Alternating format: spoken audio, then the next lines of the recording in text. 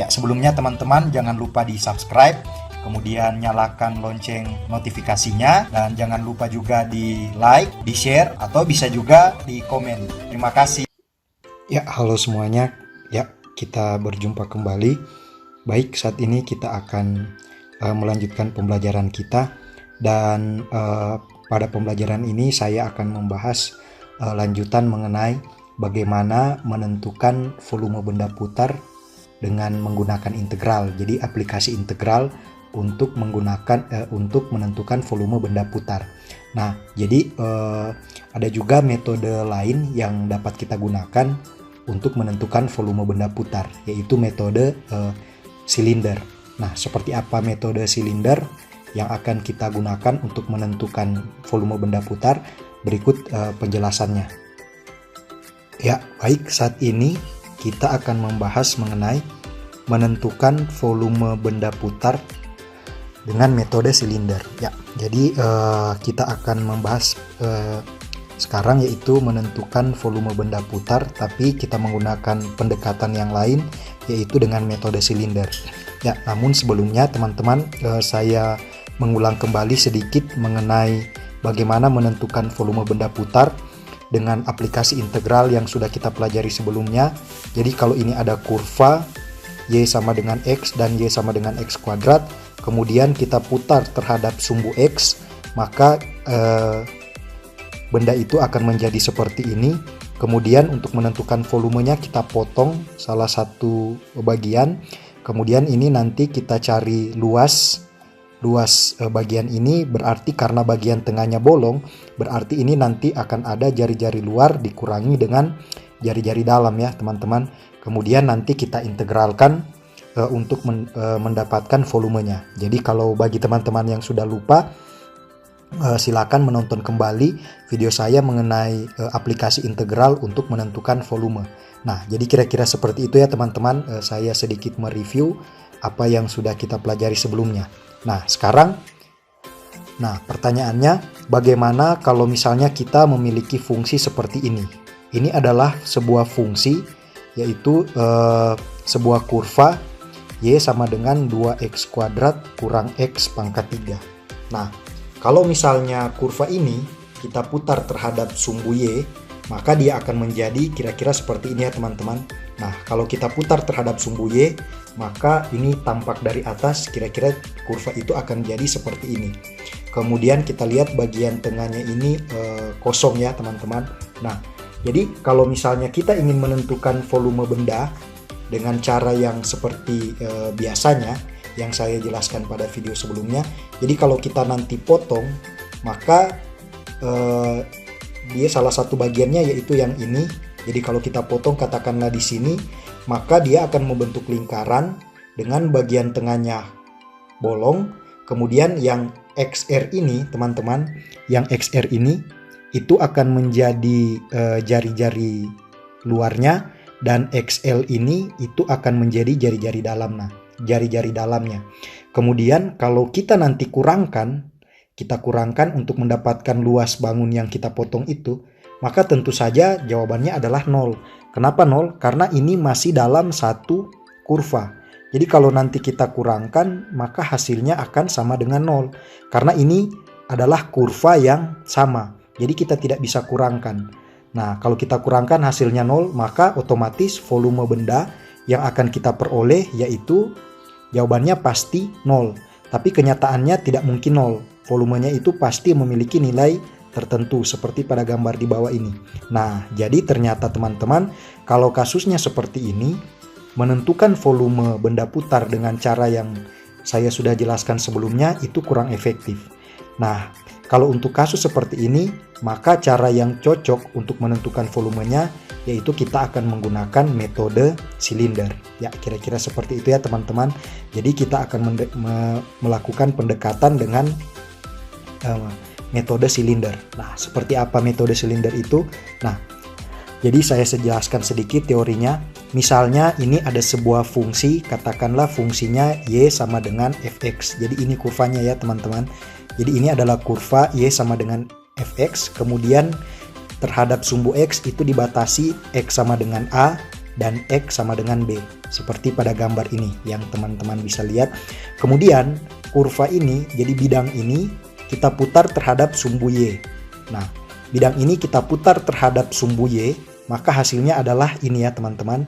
Nah, maka hasilnya adalah ini. Kalau ini bidang yang ini.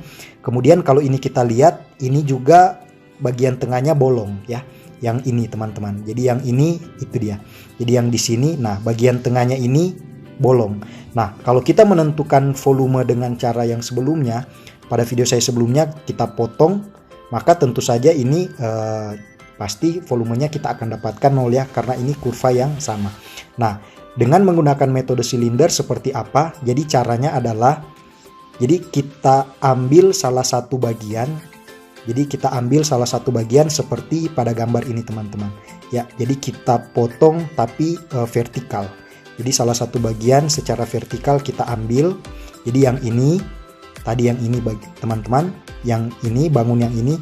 Kemudian setelah kita putar hasilnya seperti ini. Kemudian kita ambil salah satu bagian, maka kira-kira seperti ini. Jadi bagian kita ambil salah satu bagian berbentuk persegi panjang, jadi yang seperti ini ya teman-teman. Kemudian bagian ini kita putar terhadap sumbu Y, maka kalau kita lihat bagian ini kalau kita putar terhadap sumbu Y, maka dia akan berbentuk silinder ya. Jadi kalau secara keseluruhannya ini ya bangunnya, ini secara keseluruhan. Kalau kita hanya ambil salah satu bagian, kemudian kita putar, maka tentu saja bentuknya akan seperti silinder. Nah, kemudian sekarang langkah selanjutnya adalah kita tentukan volume dari silinder ini dari salah satu bagian yang kita ambil. Maka untuk menentukan volume dari silinder ini dengan salah satu bagian yang kita ambil, yaitu, jadi kalau untuk menentukan volumenya, jadi kita dapatkan V sama dengan, nah jadi kita kalikan persegi panjang ini. Jadi di sini lebarnya itu adalah delta X. Jadi lebarnya itu adalah delta X. Jadi ini adalah delta X dikali dengan tingginya. Tingginya ini yaitu F X I ya teman-teman. Jadi tingginya fungsinya yang ini. Jadi kita ambil yang ini. Nilai yang di tengahnya ini. Itu tingginya berarti adalah F X I rata-rata. Jadi nilai tengah ini kita diperoleh dari XI. Kemudian dijumlahkan dengan XI-1 dibagi 2. Maka hasilnya yang ini. XI ini. Nah, jadi persegi panjang ini yaitu luasnya adalah delta X. Jadi tebalnya ini delta X dikali dengan tingginya ini yaitu XI rata-rata. Ya, jadi FXI ya. Nah, kemudian untuk menentukan volumenya kita kalikan dengan keliling dari lingkaran. Jadi bagian ini kita cari luasnya, kemudian karena dia putar ini seperti ini, maka itu tentu saja sama dengan keliling lingkaran. Jadi kita kalikan dengan keliling dari lingkaran itu. Keliling dari lingkaran yaitu kita tahu adalah 2pi X I rata-rata. Ya, jadi 2pi. Nah, X I rata-rata itu yaitu panjang dari titik pusat dari sini teman-teman. Jadi dari sini, nah dari titik pusat ini sampai ke XI rata-rata. Jadi itu yang menjadi jari-jari lingkarannya. Jadi dari titik pusat dari sini, kemudian kita tarik garis sampai, nah itu yang menjadi jari-jari lingkaran. Jadi volume dari salah satu bagian ini adalah delta X kali FXI kali dengan 2pi XI rata-rata. Ya kira-kira seperti itu, atau bisa saya tuliskan juga sama dengan 2pi XI rata-rata dikali dengan FXI rata-rata dikali dengan delta X. Ya, jadi kita dapat volume salah satu bagian, volume dari salah satu bagian yang ini ya teman-teman. Jadi kita peroleh ini volumenya, bagian ini volumenya yaitu yang di bawah ini, yaitu 2pi XI rata-rata kemudian dikali dengan FXI rata-rata delta X. Nah, bagaimana kalau kita ingin mencari volumenya secara keseluruhan? Nah, kalau kita ingin mencari volumenya secara keseluruhan, teman-teman, berarti kita potong lagi bagian yang lain. Nah, jadi kita potong lagi bagian yang lain, kemudian kita hitung seperti tadi, kita potong lagi bagian, jadi kita potong kurva ini menjadi beberapa bagian. Kalau di sini diberikan contoh ada 5 bagian ya. Jadi ini 1, 2, 3, 4, 5 bagian. Semakin banyak kita bagi semakin bagus. Jadi kalau kita bagi 10 bagian atau 100 bagian atau 1000 bagian lebih bagus lagi teman-teman, agar supaya nilainya makin mendekati nilai volume yang sebenarnya. Nah, kemudian nanti kita jumlahkan semuanya itu. Nah, tentu saja kalau kita menjumlahkan 100 bagian atau 1000 bagian agak kesulitan. Maka kita akan menggunakan konsep integral untuk menjumlahkan semua bagian itu. Jadi untuk mencari volume keseluruhan, jadi kalau hanya salah satu bagian volumenya yaitu yang ini teman-teman, ini hanya salah satu bagian, tapi untuk mencari volume secara keseluruhan maka otomatis kita akan menggunakan konsep integral, sehingga kita bisa tuliskan volume keseluruhannya adalah V sama dengan integral batas bawahnya A, batas atasnya B dari, jadi kalau kita lihat di sini ini adalah 2πxi, maka ini bisa saya ganti dengan 2πx dikali dengan fx dx ya. Jadi ini adalah volume keseluruhan benda putar ini. Jadi ini adalah volume keseluruhan dari benda putar yang seperti ini dengan menggunakan metode silinder. Jadi dengan metode silinder kita dapat menghitung volume benda putar bangun yang ini teman-teman, yaitu kita peroleh integral batas bawahnya A, batas atasnya B, 2πx fx dx ya. Jadi yang seperti itu. Jadi volume benda ini secara keseluruhan, yaitu yang tadi, yaitu adalah integral batas bawah A, batas atas B sesuai dengan batas yang ini ya teman-teman, ini A, ini B, dari 2πx fx dx ya. Kira-kira seperti itu teorinya. Nah, jadi mudah-mudahan bisa dipahami, dan untuk lebih jelasnya mari kita ikuti contoh soal berikut ini ya. Jadi ini ada contoh soalnya teman-teman. Nah, di sini kita lihat contoh soalnya, yaitu tentukanlah volume benda putar yang diperoleh dengan memutar kurva Y sama dengan 2x kuadrat kurang x pangkat 3 terhadap sumbu Y seperti pada gambar di bawah ini. Jadi kurva ini kurva yang tadi ya teman-teman. Jadi kurva ini yaitu kurva yang ini. Nah, jadi kurva ini kita akan mencari volumenya, kurva dari yang bidang yang dibatasi oleh kurva Y sama dengan 2x kuadrat kurang x pangkat 3 jika diputar terhadap sumbu Y. Oke. Nah, itu yang akan kita cari. Jadi ini teman-teman. Ya, ini contoh soalnya. Sekarang kita akan hitung, berarti dengan menggunakan konsep metode silinder, maka volumenya adalah integral batas bawah A, batas atas B dari 2πx, kemudian dikali dengan fx. Ya, ini 2πx dikali dengan fx dx. Ya, maka volumenya kita peroleh di sini sama dengan, jadi ini sama dengan integral ya, batas bawahnya itu adalah 0, batas bawahnya 0 karena di sini ya teman-teman, batas bawahnya 0, batas atasnya itu adalah 2. Yang ini batas atasnya 2, kemudian 2πx. Jadi x itu adalah kita tarik, jadi yang menjadi x-nya itu atau jari-jari dari silinder ini kita tarik dari sumbu putar terhadap bagian yang akan kita potong. Jadi di sini ya. Jadi dari titik 0 sampai ke bagian yang kita potong ini berarti katakanlah panjangnya adalah x. Jadi 2πx kali fx. Fx-nya itu ya ini ya teman-teman, 2x kuadrat kurang x pangkat 3. 2x kuadrat kurang x pangkat 3. Jadi 2x kuadrat kurang x pangkat 3 dx. Ya. Selanjutnya berarti ini sama dengan, kita lanjut, berarti integral 0 sampai 2. 2πx kita kalikan berarti ini jadi 2pi. Jadi kita kalikan, maka ini 2pi dikali 2 berarti ini jadi 4pi.